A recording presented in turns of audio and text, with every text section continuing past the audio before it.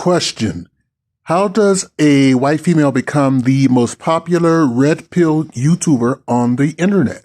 You might begin by approaching red pillars who already exist. Except the white red pillars, they don't want anything to do with you. They tell you to get lost, and they remind you that you are the reason we created the Manosphere. So you take your daddy's money and you fly across the pond and you start making reaction videos to another famous YouTuber who is in a red pill space. And because YouTube tends to boost channels that are made by whites over others, your numbers quickly grow. Pretty soon, you reach out to that content creator that you've been making all of these reaction videos about, and you ask for collaboration. So once a week, you and this popular YouTuber who's been around much longer than you have a weekly show where you discuss red pill issues. You hire Africans to be your editor, video makers, audio, sound people, and you invite everyday people who are of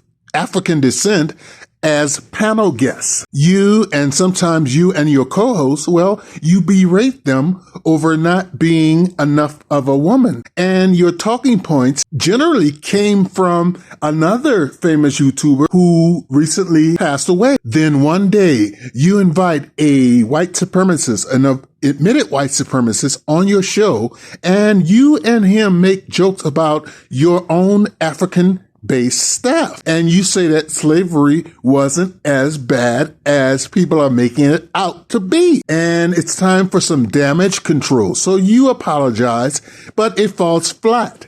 To make matters worse, that original YouTuber who you used to make these response videos to decides that he wants nothing more to do with you based on that interview with that white supremacist. So that YouTuber calls you out. He calls you out, especially about your financial practices and how little you pay your workers. And you go on record as saying you want to go to war. And so to retaliate against that YouTuber, you know, the one who you used to make response videos to, you submit copyright strikes. Not one, not two, not three, but 6 copyright strikes against that YouTuber, which means to your delight, his channel will be likely removed. And so will his livelihood, his income that he's been earning all those years before you showed up on the scene. You know, in the back of your mind, you're thinking, is this like the Emmett Till situation? Am I the woman who called the authorities,